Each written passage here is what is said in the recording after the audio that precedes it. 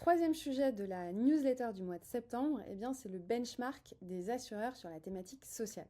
Comme vous le savez, l'environnement est assez bien pris en compte par le marché, donc le climat et puis de plus en plus la biodiversité. Mais en revanche, le social, c'est un peu le parent pauvre de l'investissement durable. Et pour autant, le social, donc les préoccupations sociales comme le développement des compétences, le bien-être au travail, l'emploi, l'insertion sur les territoires, ça c'est des sujets qui sont importants pour les épargnants. Et c'est justement ce qui ressort de la dernière étude du FIR sur les attentes des épargnants en matière de finances responsables.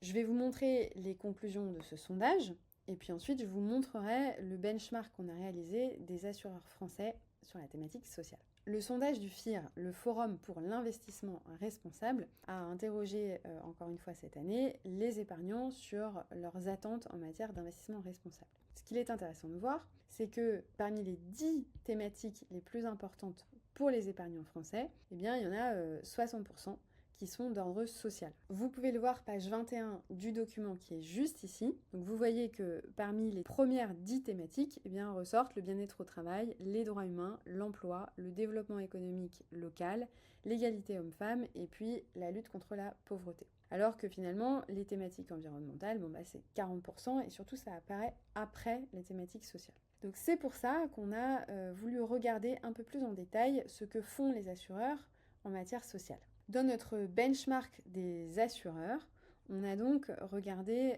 plusieurs sociétés dont Abeille Assurance, Apicil, Crédit Mutuel, Harmonie Mutuelle, l'Ircantec, Malakoff Humanis et Matmut. Donc je vous laisserai prendre connaissance du détail du benchmark qu'on a réalisé. On a mappé à la fois les principaux thèmes qui ressortent des différentes communications ESG de ces assureurs. On a étudié les leviers qui sont utilisés dans l'investissement. Donc, est-ce qu'il y a des exclusions particulières? Comment le social est pris en compte dans l'analyse extra-financière des investissements? Quelles sont les initiatives en matière d'engagement des assureurs?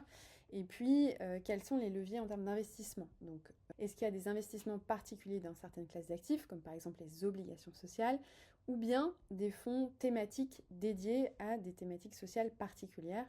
Et donc ça, c'est ce qu'on voit davantage en private equity. On a également répertorié les différentes initiatives dont font partie les assureurs français, comme par exemple le FIR, FAIR également, Access to Medicine, etc. Donc je vous laisserai regarder le benchmark, mais je peux d'ores et déjà vous dire que les acteurs les plus avancés sont en fait des assureurs qui sont des entreprises à mission. Et donc qui ont fixé des objectifs en termes RSE et qui ensuite les répercutent dans leur stratégie des investissements. Donc vous pourrez regarder par exemple ce que fait Crédit Mutuel Alliance Fédérale en matière sociale, qu'il a davantage intégré que d'autres assureurs dans sa stratégie des investissements, mais aussi Harmonie Mutuelle qui a plusieurs investissements fléchés, par exemple dans l'accès à la santé des entrepreneurs, etc. Et je voudrais aussi mentionner l'initiative de l'Ircantec, qui a l'air de se positionner, lui, sur la transition juste et qui pose la question de savoir si, finalement, l'investissement responsable peut conduire à la hausse des inégalités. Je pense que ce que veut dire l'Ircantec, c'est très bien de travailler sur les causes environnementales et la lutte contre le changement climatique, etc.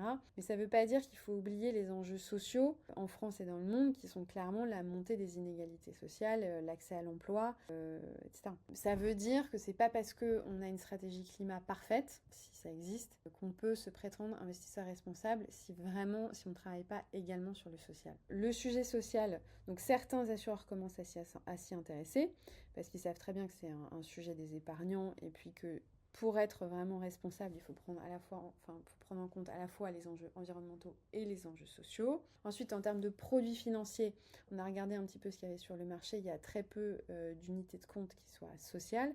Il y a quelques assureurs qui proposent des fonds labellisés Finansol, mais sinon, de manière générale, on va dire que l'offre est assez peu développée. Et donc, conclusion, ça veut dire que sur ce sujet, il y a clairement une place à prendre pour se positionner sur des enjeux sociaux qui soient clairement identifiés. Donc, ça peut être la santé, ça peut être la réduction des inégalités, ça peut être l'égalité des chances, etc. Donc, en conclusion, de manière très opérationnelle, sur le social, il y a clairement quelque chose à faire. Les acteurs ne savent pas du tout comment prendre le sujet, alors qu'on en parle de plus en plus et qu'on cherche une solution. Beaucoup d'assureurs essayent de se dire comment je me positionne sur le social, quelle thématique est-ce que je peux développer et via quel outil.